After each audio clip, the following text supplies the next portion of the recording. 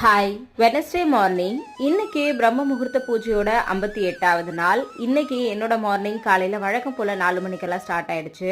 காலையில எந்திரிச்சு குளிச்சுட்டு இன்னைக்கு 4:40க்குள்ள நல்லபடியா பிரம்ம முகூர்த்த பூஜையை பண்ணி முடிச்சிட்டேன்.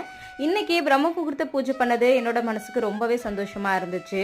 சில பேர் கேட்டிருந்தீங்க, அக்கா தினமுமே தலை குளிக்கணுமா அப்படின்னு சொல்லிட்டு. தினமும் தலை குளிக்கணும்னு அவசியம் கிடையாது.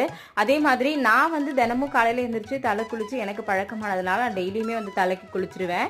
இன்னைக்கும் பாத்தீங்கன்னா காலையில தலைக்கு குளிச்சிருந்தேன். தலை சரியா எப்பவுமே காயாது அவ்வளோ காலையில.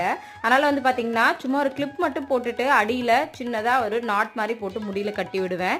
சில டைம் இந்த மாதிரி கழன்றும், எனக்கே தெரியாது. பூஜைலாம் முடிச்சதுக்கு அப்புறம் தான் நானுமே கவனிப்பேன்.